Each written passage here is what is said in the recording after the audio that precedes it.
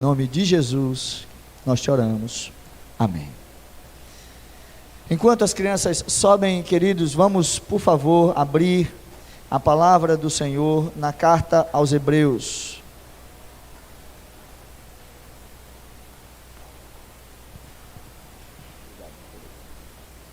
Capítulo de número 11.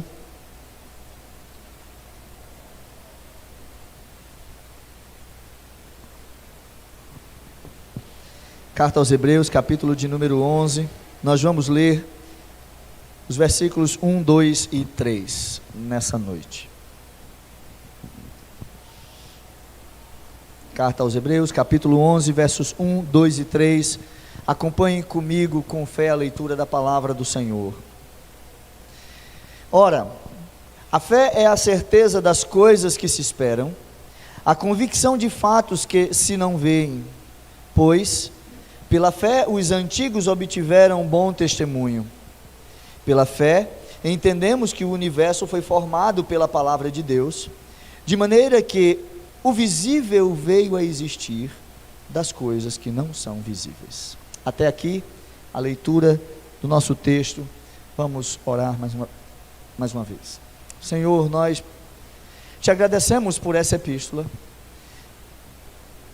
por essa carta aos Hebreus, que tem sido edificante para nós, domingo após domingo, falando a tua verdade aos nossos corações, Senhor. Ilumina-nos e nos ajuda por meio dela a aprendermos a verdade do Senhor, aquilo que o Senhor tem para as nossas vidas e que é fundamental para a nossa nutrição e nutrição da nossa fé. Nós pedimos tudo isso pelos méritos de Cristo Jesus. Amém. Queridos, falar sobre fé é falar de um assunto complicado e um pouquinho difícil, né? Pelo menos eu acho. Até porque hoje vivemos cercados por um sem número de conceitos e teorias. Mas eu vou começar sendo estritamente confessional, tá certo? Pergunta de número 21 do Catecismo de Heidelberg fala a seguinte questão: o que é fé verdadeira? E a resposta do Catecismo é: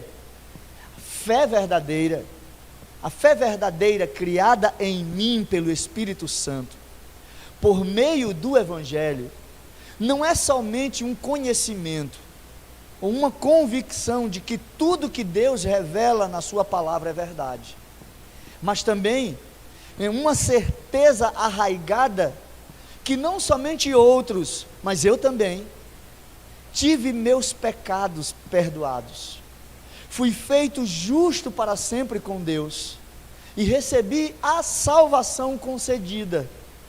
Estes são dons da pura graça, ganhos para nós por Cristo Jesus. Essa resposta do Catecismo de Heidelberg, ela traz para nós um conceito talvez não muito comum de fé, que a gente está acostumado, até porque o texto começa falando para nós que a fé é a certeza das coisas que se esperam, a convicção de fatos que se não veem, pois pela fé os antigos obtiveram um bom testemunho, e assim nós continuamos falando do texto, e o que nós acabamos de falar parece que não tem muito a ver com o que é fé propriamente dito, não é? Se nós observarmos o texto de Hebreus 11, verso 1 até o 3, realmente a gente não vai conseguir compreender. Mas se a gente voltar um pouquinho o nosso texto, certo?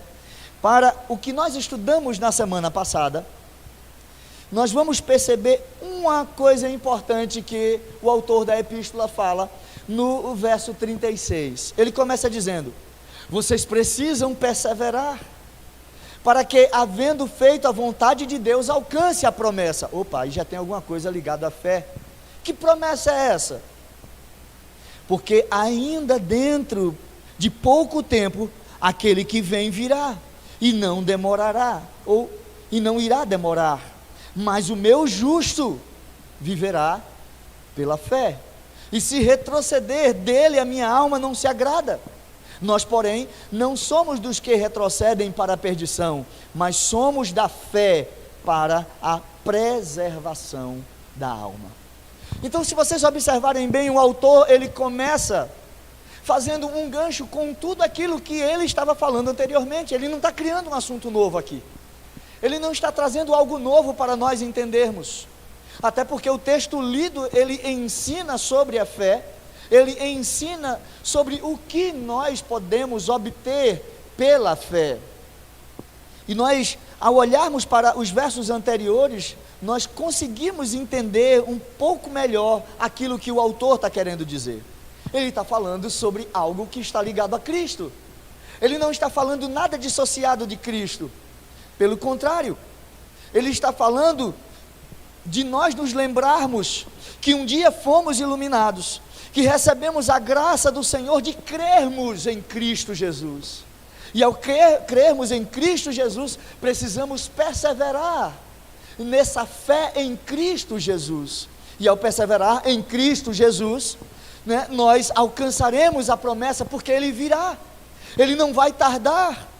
E o justo que não sai desse caminho, desse pensamento, ele vive por essa fé, ele não retrocede. Pelo contrário, se ele retroceder, o Senhor não se agrada dele. Mas nós, aqueles irmãos que o autor da epístola estava se referindo, não era daqueles que retrocediam, mas daqueles que continuavam, perseveravam, preservavam, guardavam a fé que receberam do seu Salvador. E hoje, queridos, mais do que nunca, nós vivemos dias de fé. Embora a gente pareça estar vivendo um colapso no mundo quebrado, nós vivemos debaixo de um conceito de fé arraigado em nossa humanidade.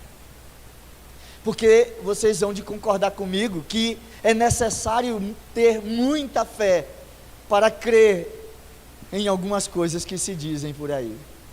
É necessário ter muita fé para acreditar em pessoas, e principalmente nas teorias, como nós temos visto.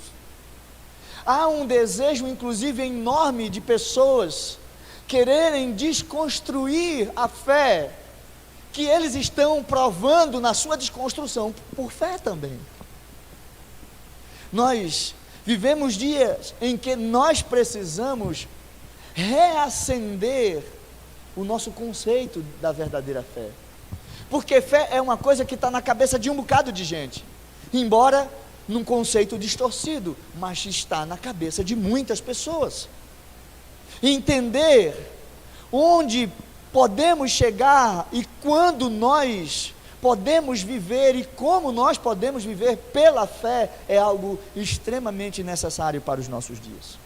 Então o nosso objetivo nessa noite será, em primeiro lugar, explicar o conceito bíblico de fé, porque existem vários conceitos paralelos dessa mesma fé, ou de outro tipo denominado de fé. Segundo, nós iremos entender que o nosso testemunho, ele é obtido por meio dessa fé. Não existe um testemunho dado sem que uma fé esteja arraigada nele.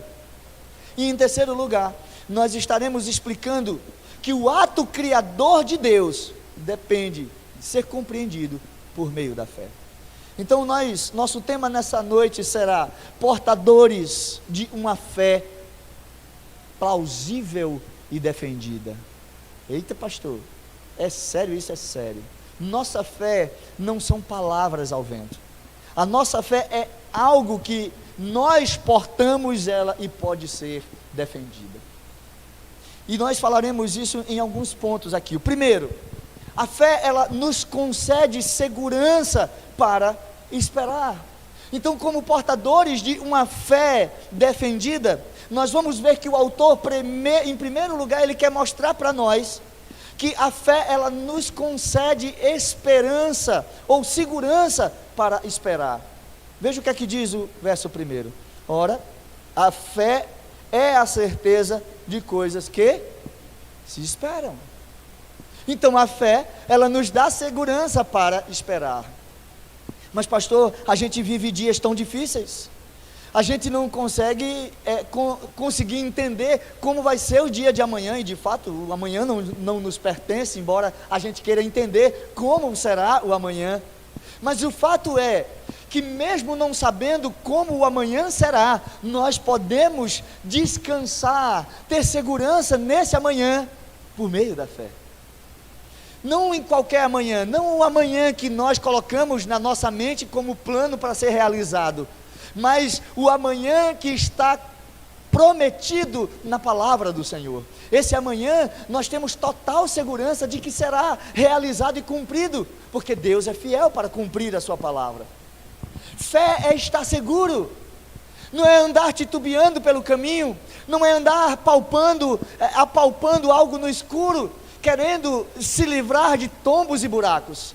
Fé é andar e ter certeza de segurança. E é isso que o autor está querendo transmitir em primeira instância para nós. Ele quer mostrar para nós no primeiro momento que essa qualidade subjetiva que está dentro de nós é algo que é perceptível dentro de nós.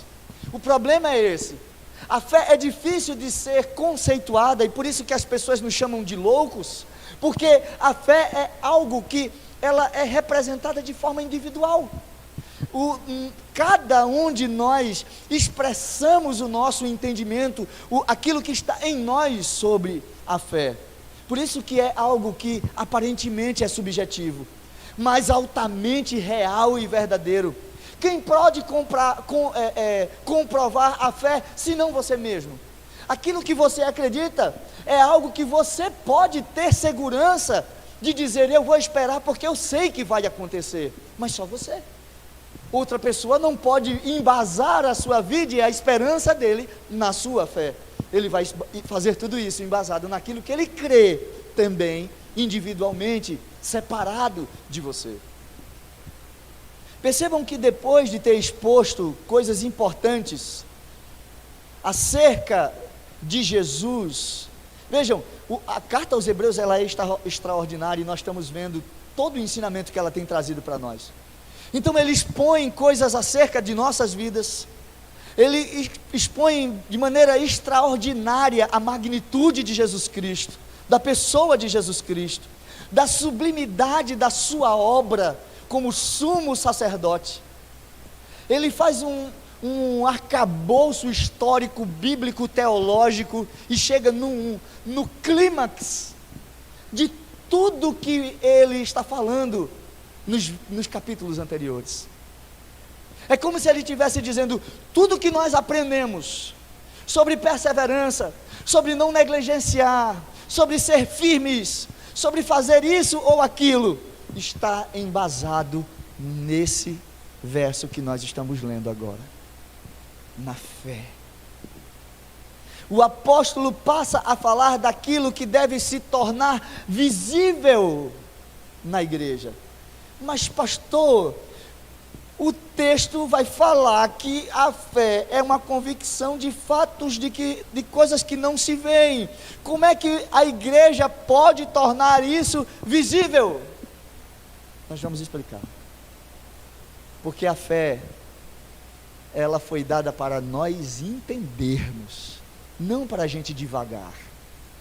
Então, nós, quando olhamos para esse texto, vemos a necessidade de um conceito arraigado em nós, como fruto da redenção que nos foi dada por meio de Jesus.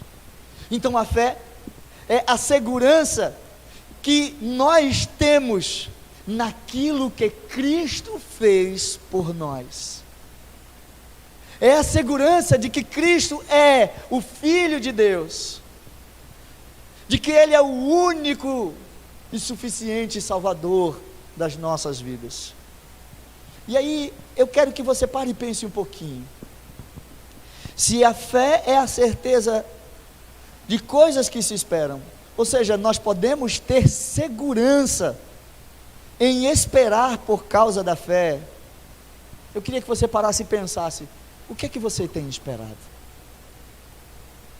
Porque talvez você não entenda a fé, porque o seu conceito de espera Aquilo que você tem esperado não é o que a Bíblia tem mandado você esperar. Ou talvez você não guardou no seu coração aquilo que de fato é importante você ter na mente para esperar. O que é que o mundo tem esperado lá fora, que está em contraste com a verdade do Evangelho? Eu quero que você pense nisso, porque a fé, ela te dá capacidade de esperar, mas esperar o quê? Verso 37 do texto anterior: porque ainda dentro de pouco tempo aquele que vem virá, e não demorará. O que é que você tem esperado, querido? Você é portador de uma fé definida e defendida, então é óbvio que você também tem segurança naquilo que você espera. Segundo, a fé, ela nos concede a certeza do que não vemos. Veja, primeiro, ela nos dá uma segurança para esperar. E agora, nós somos colocados na condição de que temos a certeza do que não vemos. Eu não sei se vocês já pensaram que algumas coisas são invisíveis para nós, porque elas ainda não aconteceram. Vocês já pararam para pensar nisso? As coisas, às vezes, são invisíveis para nós, porque elas não aconteceram ainda. Ou então, porque ainda não a alcançamos, por isso que ela ainda é invisível para nós. Isso mostra em que nível de relacionamento com Deus o autor da epístola estava, porque ele já estava enxergando aquilo que ainda não aconteceu, e aquilo que ele ainda não tinha alcançado, mas ele tinha certeza. Por isso que o texto mostra para nós exatamente isso. A fé é a certeza de coisas que se esperam, fatos concretos que nós acreditamos ser reais, mas também a convicção de fatos que a gente não vê. Dr. Olliott, ele fala sobre esse texto dizendo o seguinte: a palavra de Deus promete para mim e promete para todo crente que no momento em que nós morrermos, nós gozaremos imediatamente e plenamente da companhia de Cristo. Você crê nisso, meu irmão? Você crê nisso, minha irmã? Você acredita nisso piamente? Como é que você acredita? Por que você crê nisso? Porque Jesus disse. Mas você não contempla isso? Você não se imagina? Você não consegue pensar pelos olhos, pela mente, que enxerga coisas que ainda não aconteceram, mas que você crê que irá acontecer, o momento em que você vai se encontrar com Cristo? Gente, esse momento será um momento tão grandioso, tão maravilhoso, que de vez em quando eu tenho uns sonhos desse, e eu fico com medo danado de não subir, né? De não ir para a eternidade com... Estou brincando, mas o sentimento que a gente tem, não tem palavras para descrever esse momento do encontro com o Senhor. Ele, pela sua palavra, ele promete que nesse momento nós vamos ganhar um corpo ressurreto, um corpo glorioso, igual de Cristo. Ele promete que depois desse momento, nós seremos absolvidos totalmente do juízo condenatório, e entraremos num lar cheio e repleto de prazer em Deus, por toda a eternidade. O autor da carta, ele está dizendo: você consegue enxergar isso? A fé faz você ver isso. A fé te leva a contemplar essas coisas. Nós temos a certeza que receberemos todas essas bênçãos, sabe por quê? Porque foi Deus quem prometeu, e nós cremos em Deus, mas elas não são visíveis aos nossos olhos, Quem aqui já viu o céu? A não ser aqueles que contam aqueles testemunhos lá nos discos. Subiu até não sei que céu lá, né? Quem? Quem aqui teve o privilégio de estar já assentado com Cristo, enxergar todas essas coisas? Elas ainda são invisíveis aos nossos olhos, porque ainda nós não a alcançamos, mas elas são verdadeiras, porque a fé nos faz acreditar nisso. E talvez você que esteja assistindo aí em casa a transmissão, esteja dizendo, isso tudo é balela. Você não consegue provar nada disso. Mas eu tenho minhas teorias e sei que nada disso que você está dizendo é verdade. Tá bom? Eu só queria que e aí a ideia aqui não é combater nenhum argumento contrário à fé, até porque todos os que combatem a fé usam fé. Mas para pensar. Porque crer no contrário é necessário de um argumento que prove que o seu conceito racional é provido de uma lógica tal que desconstrói tudo que eu estou dizendo. Só que para pensar um pouquinho comigo. E agora a gente vai pensar, tá? Eu sei que vai parecer um pouquinho altos os pensamentos, mas é interessante a gente pensar nisso. O que é que a gente tem que comprova o argumento contrário da fé? A lógica? A razão? E o que é que prova a lógica e a razão? A própria lógica e a razão? E o que é que prova que a razão e a lógica estão certos? Vejam, nós vivemos no mundo onde nós acreditamos estar vivendo a realidade. Não é verdade? Mas depois que eu assisti Matrix, eu comecei a ficar pensando, será que a realidade é a realidade mesmo? Não é? Será que eu não tomei um comprimidinho vermelho? Eu tomei um comprimidinho azul? Eu não sei o que eu tomei. Será que eu tomei um comprimido um dia daquele? Será que eu tenho alguma coisa a ver com o Neo? Né? E estou vivendo numa realidade virtual? Será que a verdade é de fato o que a gente está vendo, o que a gente está sentindo? Os conceitos de economia e tudo que a gente está vivendo, tudo isso não tem algo por trás? Quais são os conceitos que provam que tudo que a gente vive de fato é o que a gente vive? Hein? Então, queridos, fé é uma coisa que não está só na mente de nós cristãos, tá? Fé está na mente de um bocado de gente. O mundo vive baseado numa fé talvez distorcida, que está mais para um sentimento que dá aqui na barriga, né? Aquele friozinho que dá aqui entre o estômago, sei lá, alguma coisa assim. A gente fica sentindo algo. Vai dar certo, vai dar certo, vai dar certo. Né?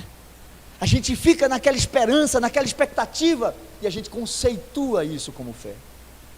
A gente conceitua a fé de diversas maneiras, porque a gente quer poder ter autonomia sobre as coisas, mas a gente não tem.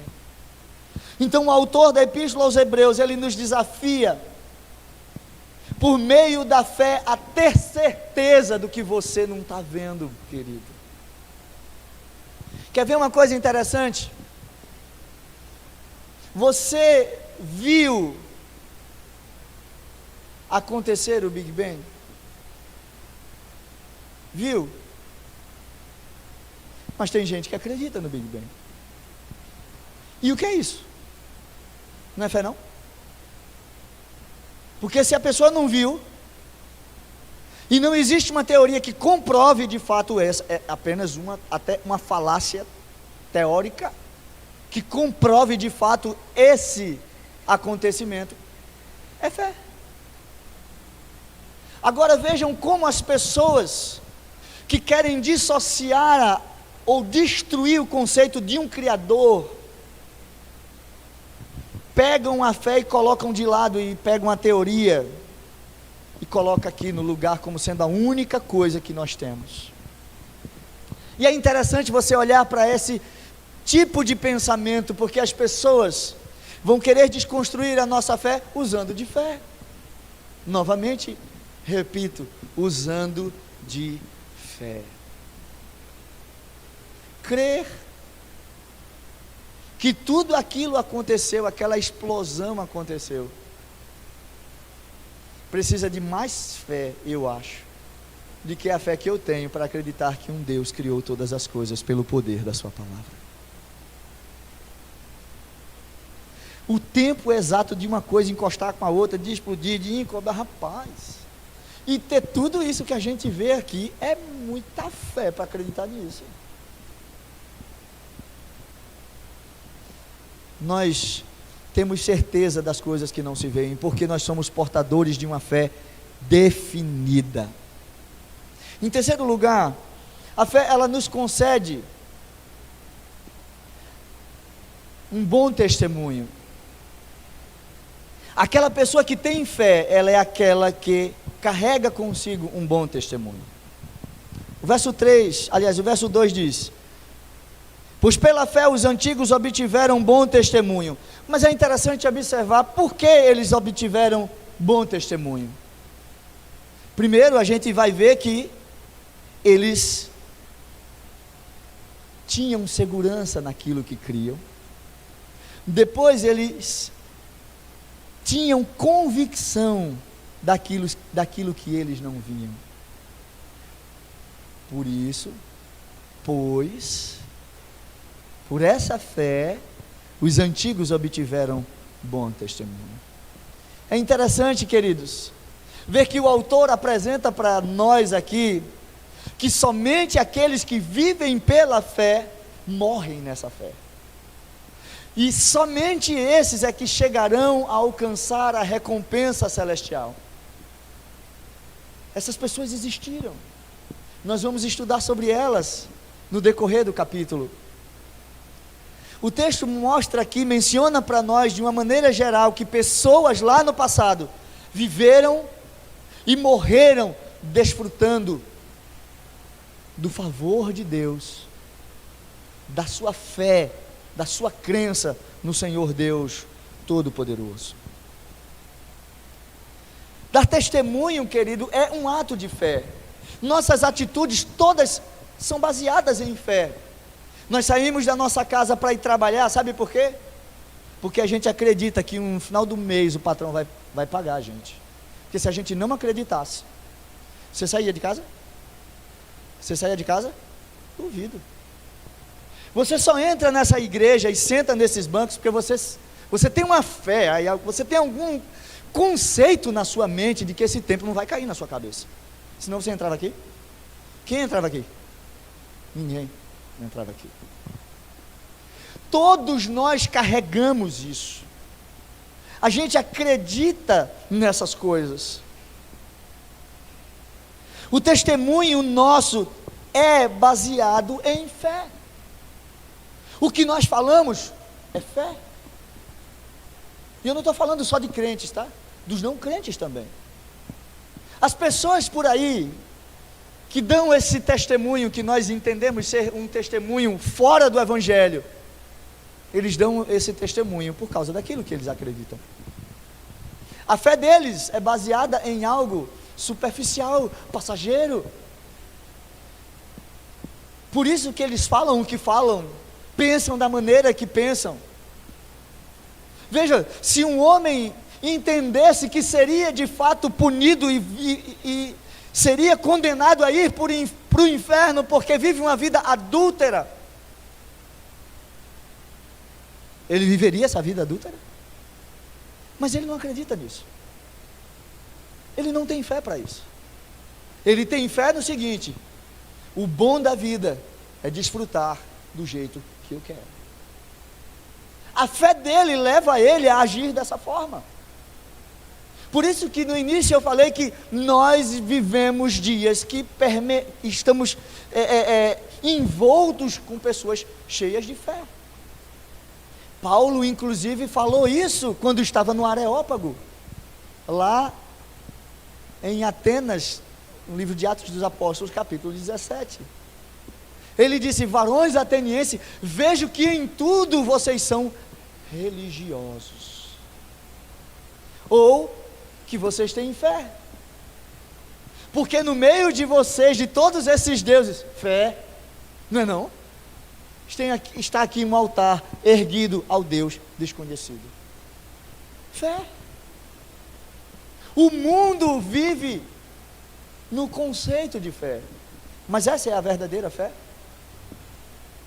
Então nós entendemos, queridos, que a fé, ela nos concede um bom testemunho, não um mau testemunho. Mas que fé? A verdadeira fé. E que verdadeira fé é essa?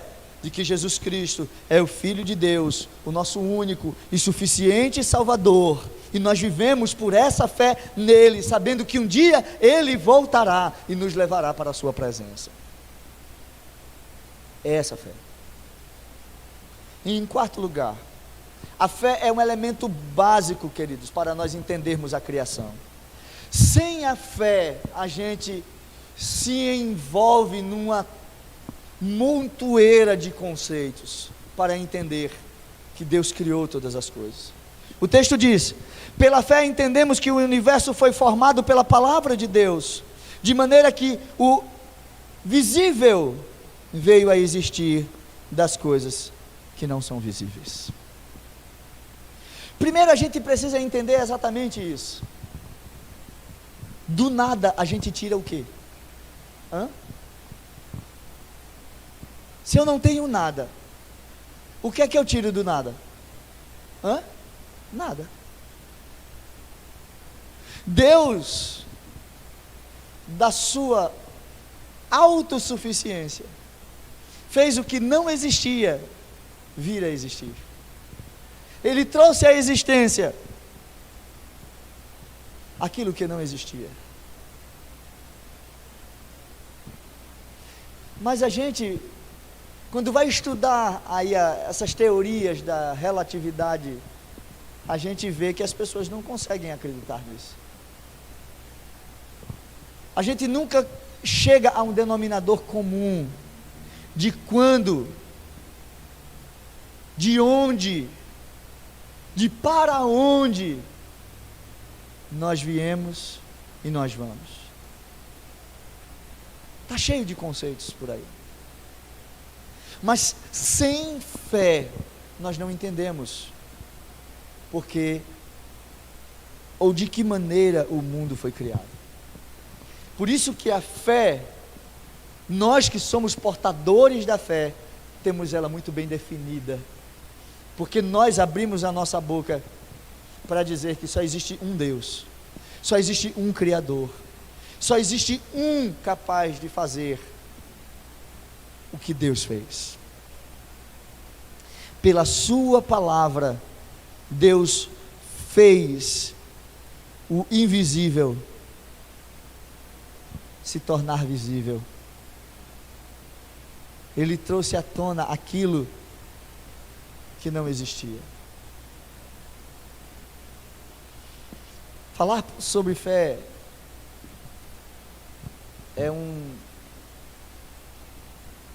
é difícil porque precisa de fé. Ouvir falar sobre fé é difícil porque até para ouvir também precisa de fé. A verdadeira fé. E eu queria que você parasse para refletir comigo. O que eu faço com isso aqui? O que eu faço com isso que o apóstolo me ensinou aqui? Para que isso serve para a gente, queridos? Depois que eu sei essas coisas, o que eu faço com elas?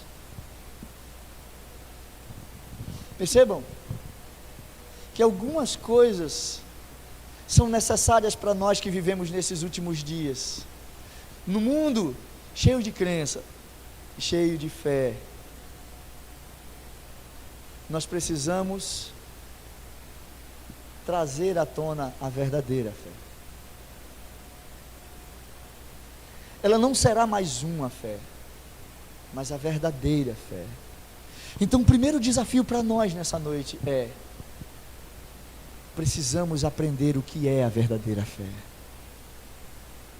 Precisamos entender que olhar para a Bíblia é um ato de fé. Mas não é uma fezinha não, é fé. A fé que Abraão teve de observar, aliás, ouvir Deus dizer para ele sair da sua terra, no meio da sua parentela, e ir para uma terra que ele nem sabia onde é que era. E ele se levantar e ir. Deixa eu perguntar, você tem coragem de fazer isso que Abraão fez hoje? Se ouvir a voz do Senhor, você faria o que Deus mandou? Porque o texto, em um determinado momento, nós estudamos isso um pouquinho atrás, diz: quando ouvires a voz do Senhor, não endureçais o vosso coração. E eu pergunto, se vocês o vissem hoje, vocês iriam? Precisa responder para mim. Porque estar em Cristo e com a fé em Cristo é ter coragem para ir por todo mundo, como nós estudamos de manhã, negando-nos a nós mesmos, carregando a nossa cruz e seguindo os passos do nosso Mestre. Você está disposto a isso? Você crê nessa dimensão? O desafio do autor agora é olhar para aqueles irmãos lá, aqueles judeus que ouviram falar de Deus, que criam nas maravilhas contadas pelos seus antepassados, de que Deus havia aberto o mar vermelho, de que Deus fez derrubar muros e fez o povo entrar numa terra que manava leite e mel, viu coisas grandiosas acontecerem com Deus na frente do povo naquela batalha, e que havia prometido um dia vir um Salvador para o seu povo, para tirar o povo daquela prisão que eles viviam. Esses irmãos agora estão diante dessa condição de fé, Cristo. O autor está colocando diante deles essa verdade, dizendo: e aí? Tudo que eu falei para vocês é isso aqui. Você tem certeza do que você está esperando? Você tem certeza de que Cristo de fato é o teu Senhor e o teu Salvador? Você tem convicção, mesmo não vendo o que Ele prometeu ainda para você? Olha para o passado, olha para os teus irmãos, veja o testemunho deles. Você acredita como eles? Aí eu volto para o verso 39 do capítulo 10. Nós não somos dos que retrocedem para a perdição, mas somos da fé para a preservação da alma. Queridos, vocês são agraciados por Deus, porque Deus concedeu a vocês uma fé que só vocês têm capacidade de transmitir e colocar ela para fora, em atos que só vocês podem realizar individualmente. Nós, embora nos reunimos coletivamente, sabemos que ao nos reunirmos, estamos realizando uma fé individual, não é verdade? Nós estamos exercendo um papel coletivo aqui, mas que nasceu no seu coração primeiro, e que porque nasceu no seu coração, você vem e se reúne com os demais. Segundo desafio nosso é poder sustentar, sem precisar de argumentos filosóficos, lógicos, racionais, aquilo que Deus não quer que você explique. Ele não disse que criou o mundo pela palavra do seu poder. Isso é suficiente, queridos.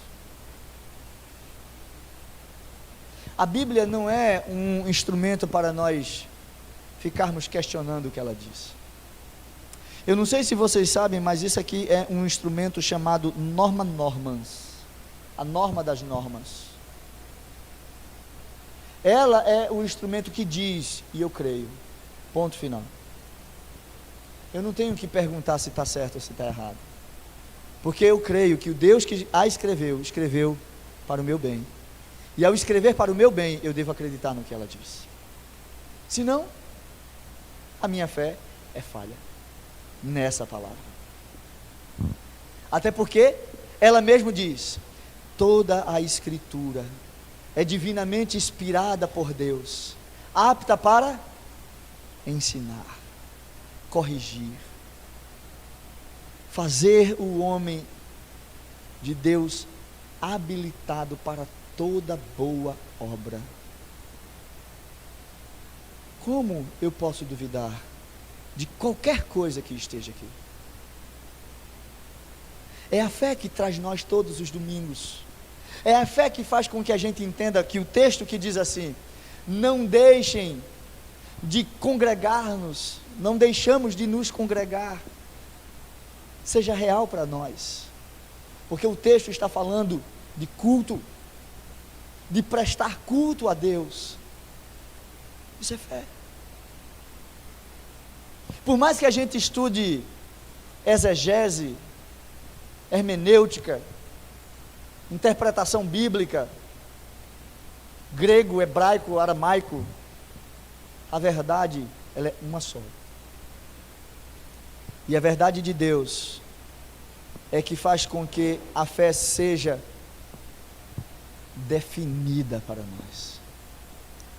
É isso que eu quero que você entenda nessa noite, meu querido, e você guarde no seu coração. Que Deus assim nos abençoe em Cristo Jesus. Vamos ficar de pé e orarmos ao Senhor, agradecendo a Ele por essa fé que Ele nos concedeu.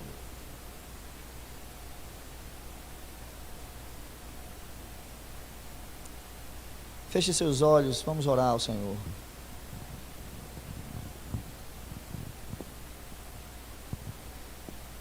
Tua fé, Jesus, contemplará.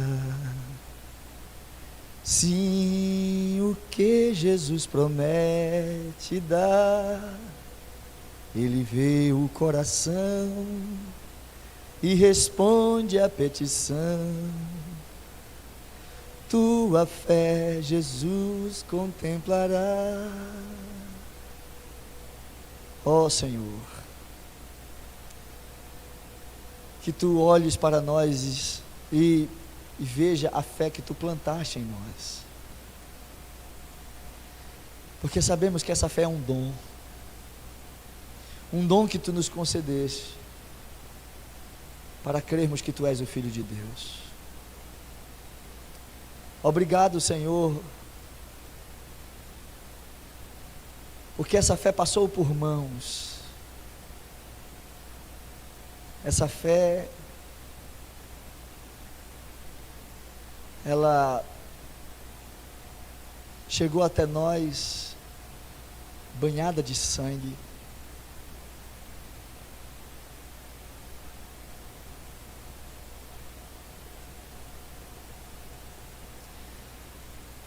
Nós não merecemos, Senhor,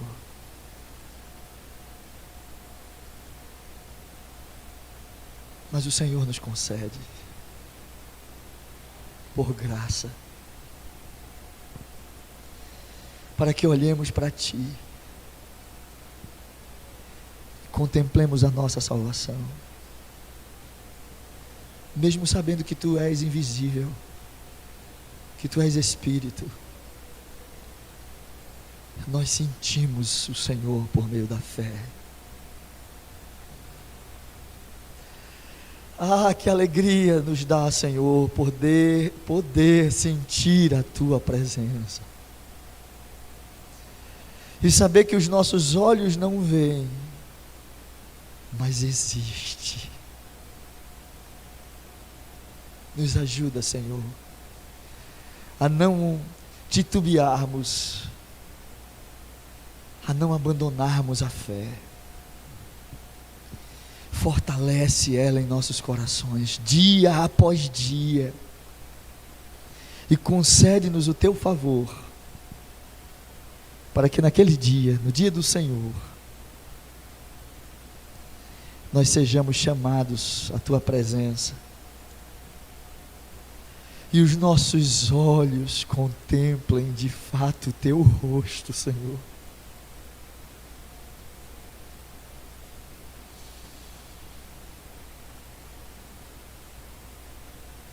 Que dia glorioso será esse, em que os nossos olhos contemplarão o Senhor, e nos sentaremos contigo, e comeremos contigo, e beberemos contigo, o que hoje nós ensaiamos aqui. Celebraremos a eternidade. Louvado seja o teu nome. Fortalece-nos a fé para isso. É o que te pedimos em nome de Jesus. Amém.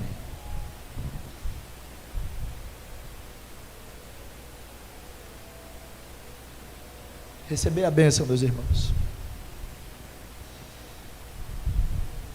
E vós que antes não erais povo, mas agora sois povo do Senhor. Que antes não tinhas alcançado misericórdia, mas agora alcançaste misericórdia. Que o Senhor vos abençoe e vos guarde. Que o Senhor faça resplandecer o seu rosto sobre vós e tenha misericórdia de vós. Que o Senhor sobre vós levante o seu rosto e vos dê a paz, hoje e para todo sempre, meus irmãos.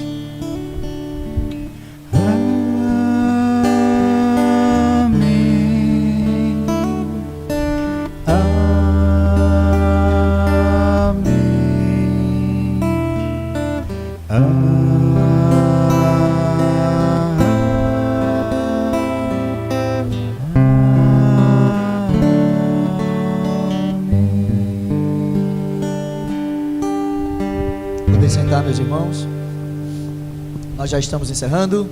Só um aviso: quarta-feira